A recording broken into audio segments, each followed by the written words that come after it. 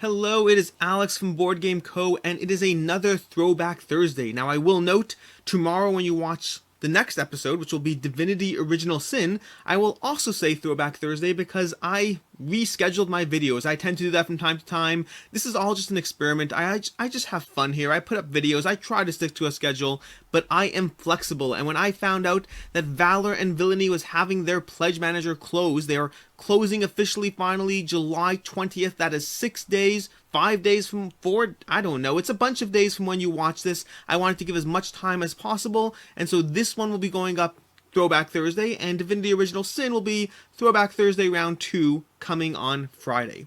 From there, let's go into it. Valor and Villainy, I am covering this both as my part of my, look back series where I cover Kickstarters that I didn't, or cover Kickstarters that maybe I didn't cover in depth, and there's enough public support or opinion or people who want to see it covered that I jump into it. Ideally, I do prioritize those that have open late pledges, which means if you know of any Kickstarters you want me to cover and they have an open late pledge ending soon, please let me know in the comments down below. I will generally prioritize those that have a late pledge that is closing at some point in the near future. It's better. It's always interesting to go over these to begin with, but it is better if there is the possibility of backing it. It's better if I'm actually there able to provide information, something that is relevant as opposed to just interesting. I mean, we all like talking about board games, but maybe we like getting board games too. I think we like getting board games too. That long tangent aside, time to cover should you back Valor and Villainy. Is this a game that is worth backing? Now, to begin with, Valor and Villainy is technically from Skybound Games. If you click through to their profile, you won't really see a lot because really this is Druid City Games. Skybound acquired Druid City Games. They took over. They got James Hudson, bringing his talent, bringing his expertise to Skybound to deal with the games department. But most of their Kickstarters have been run, including Kickstarters since that merge. Most of their Kickstarters have been run under Druid City Games' profile. So if you click through to Skybound, you're not going to see a lot. So you can don't be too, thrown off by that. I know I was the first time I saw it, but they are essentially the same company producing games. Now, Druid City Games has produced Grim Forest, Grim Masquerade, Tidal Blades, which is coming out soon, Valor and Villainy. I believe there's at least one or two others I'm forgetting offhand, but they've produced a bunch of games. But where things get interesting is Valor and Villainy and Tidal Blades, I believe, were their first Kickstarters that had exclusives, that changed the conversation. Grim Forest, while generally a well-produced game, good production, great production quality, overall well-received game, didn't have exclusives, which makes it harder to determine how a value proposition holds up, because we're not comparing the same games. We're not comparing the same games, we're not comparing the same Kickstarter. And even then, even despite that, Grim Forest does hold up pretty decently. The Kickstarter from Grim Forest was $50 with free shipping to the US, and if you look at Miniature Market or wherever nowadays, it's generally available for around $45, cheaper, like $35 plus shipping on, Board Game Geek Marketplace, but at that point just get the new one and get to $100 in free shipping. Meaning, in other words, even years later, it's still not seeing that much of a hit on value. Grim Forest was a well-produced, I would argue above mediocre. I mean, it's a 7+ on Board Game Geek. It's a good game, not a great game, but it's well produced and has held its value. And that is going to be a defining part of the conversation when we cover Valor and Villainy. But before we get into that, let's cover the gameplay. Let's cover a quick overview of how the game plays.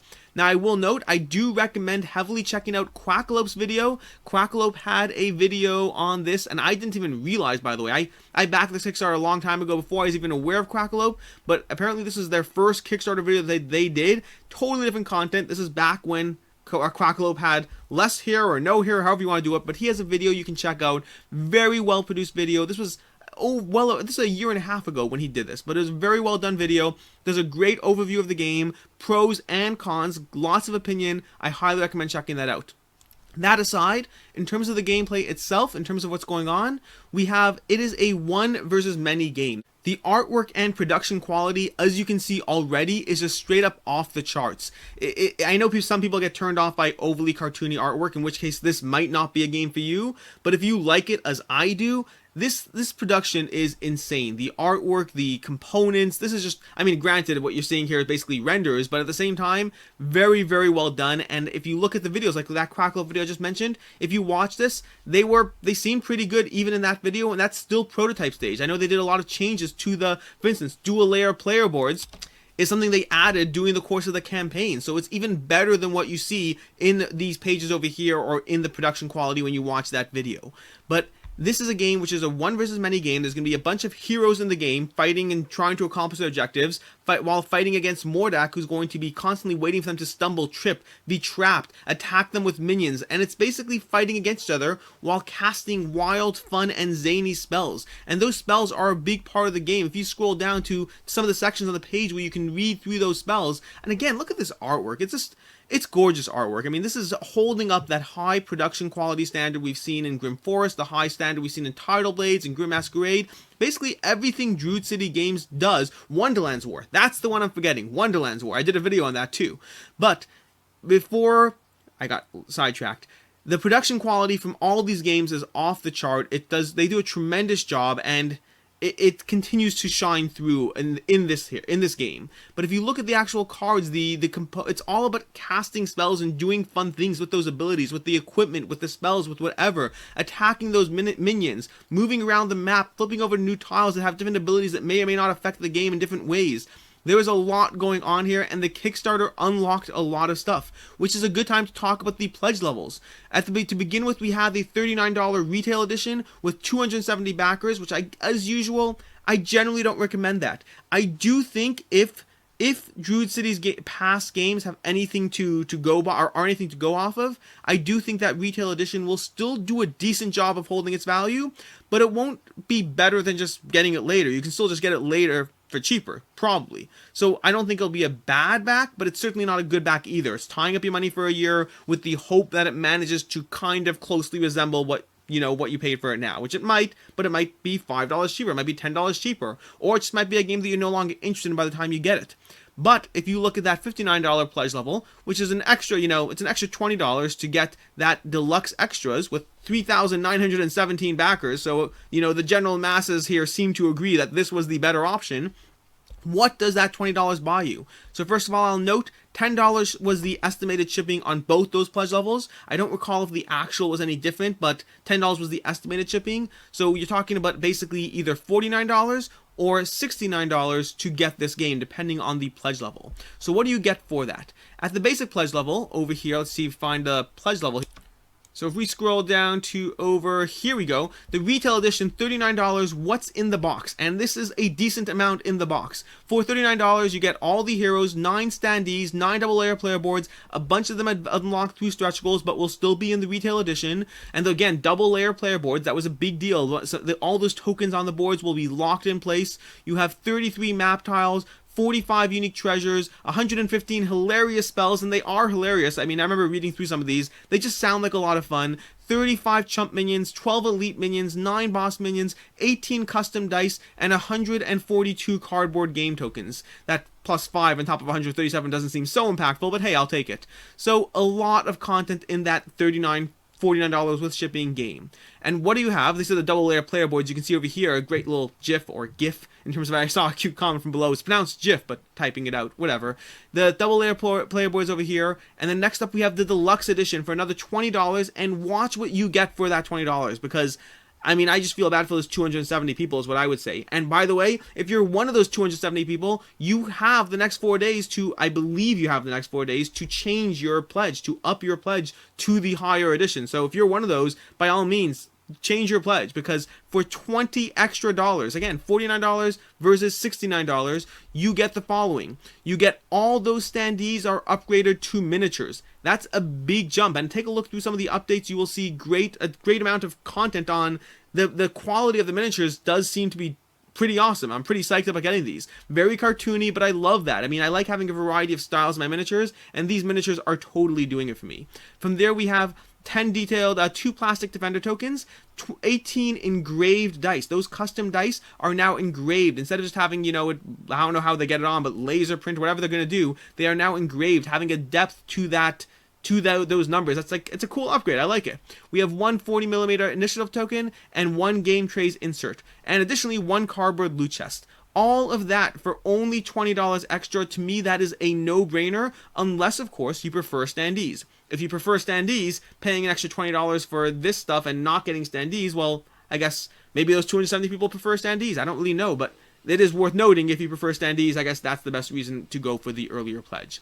So, that's the pledge levels, that's the gameplay overview, and now it's time for the usual conversation of should you back it?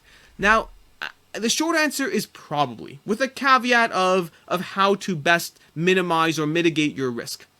Now, I touched upon this already, but Druid City Games, until now at least, they generally have a history, and I covered this in Wonderland's War as well when I did that video, but generally Druid City Games has a history of producing pretty good but not great games, but that still hold their value. People still want them. People still pay a premium just because of how well produced they are. Again, Grim Forest is on my shelf.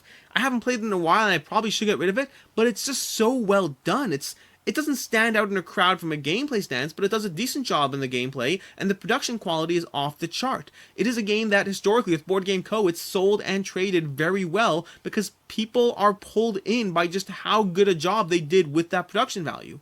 And if they continue to keep that up as they have with game after game, that will mean that Valor and Villainy, just on the production value alone, even if it's only a good game and not a great game, will hold its value. And again, that's even for the retail pledge. The deluxe edition for sure will. Trying to get this, I mean, if after the Kickstarter, assuming this gets half decent ratings, assuming it doesn't get completely slammed, this is a game where the deluxe edition will not be cheaper than $59 after $69, because plus shipping, you'll be able to get your $69 and then some back if you change your mind on this. The retail edition, far less certain. At best, you'll probably get roughly your money back, maybe less shipping, maybe not, but it's certainly less of a safe bet. But that deluxe edition, for anyone else who wants that content, you won't be able to get it easily otherwise. So it is, in my opinion, a very safe back. Now, in terms of that risk mitigation, here's where we get to that risk mitigation aspect, which is, like I said already, while their games tend to hold their value, and while this might be the first, this and Tidal Blades are hitting roughly the same time, I think. Actually, Tidal Blades might hit first, I'm not sure. But this is a game that, because it has a deluxe aspect to those components, because of the fact that they are not going to be available easily after the fact, that copy will be harder to get your hands on.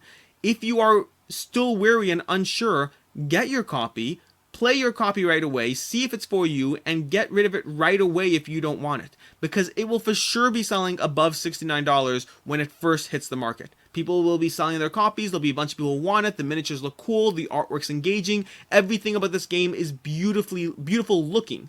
And at least for that first month or two, the combination of beautiful looking plus scarcity will make those copies worth it.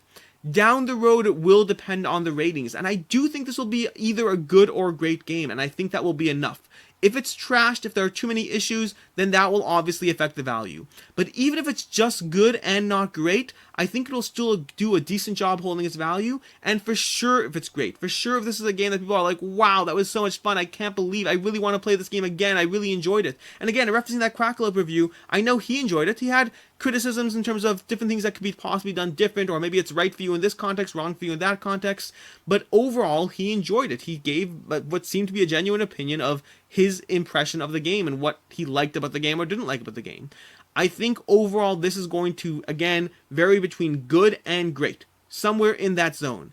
And if that holds true, your $69 pledge will hold its value. So that's basically it. You have until July 20th to back this game. I will put links in the comments down below as usual. There'll be links to where you can back it, links to the Kickstarter, all the usual stuff, timestamps for people who wanted certain sections.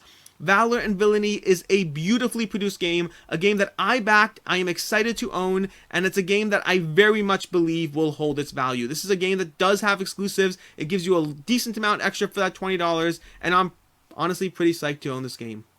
As usual, until next time, I am Alex Radcliffe from BoardGameCo. I hope you enjoyed this video. Let me know in the comments down below if you back this, if you are going to go back it as a result of this video, if you are not backing it and why not. I am always interested in your opinions. I am always interested in the conversation, not just my own thoughts, but others as well. And be a part of the conversation. It's always a fun time.